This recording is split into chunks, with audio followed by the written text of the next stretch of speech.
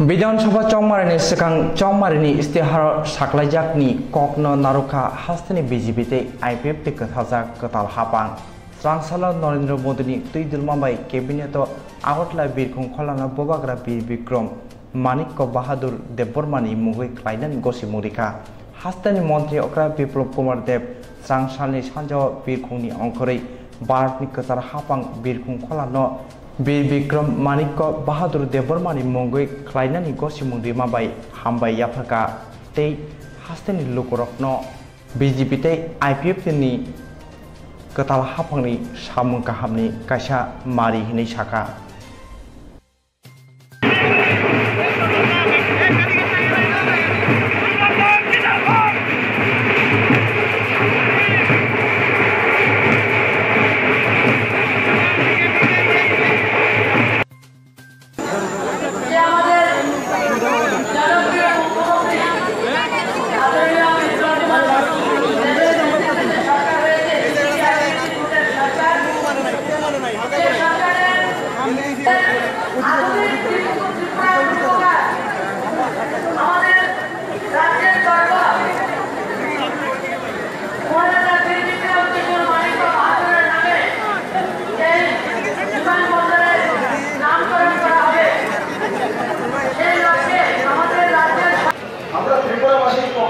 যতটাই ধন্যবাদ জানাবো কম হবে, কারণ কি যে একটা এয়ারপোর্টের জন্য ক্যাবিনেট খোলানো, ক্যাবিনেট বসিয়ে আইন চেঞ্জ করে তৎক্ষণাৎ তার নাম ঘোষণা করে দেওয়া, সেটা ঐতিহাসিক বিষয় ছাড়া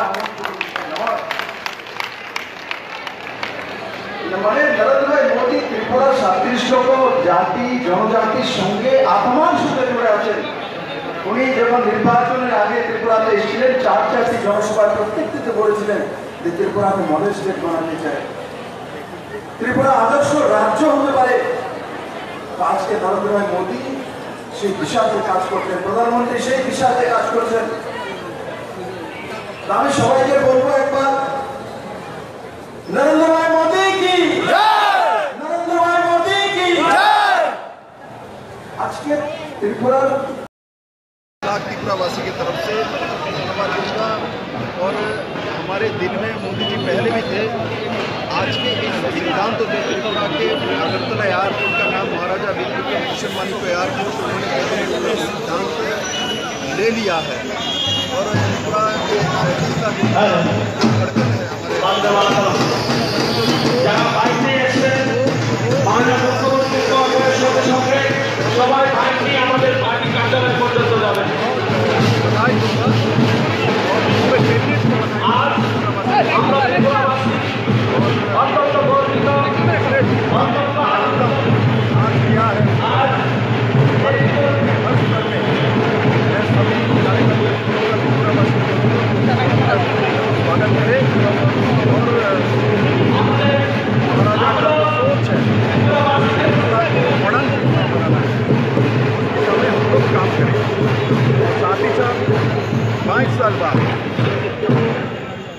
गृह शरणार्थी है जो मिजोरम से त्रिपुरा में रह रहे थे, जिनका कोई जीवन पद्धति नहीं थे, इनका कोई लाइफ नहीं थे, खाना देने से किसी का जिंदगी नहीं बनता।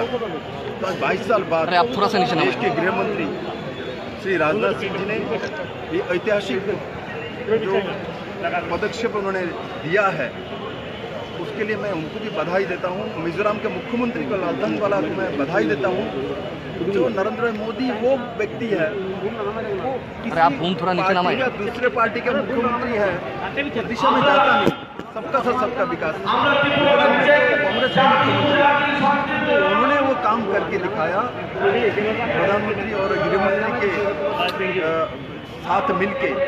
तो इसलिए मैं उस काम के लिए प्रधानमंत्री, गृहमंत्री और मिजोरम के मुख्यमंत्री को बधाई दूंगा, जो आज इनका एक नया जीवन पद्धति तैयार करने का रास्ता मिल गया।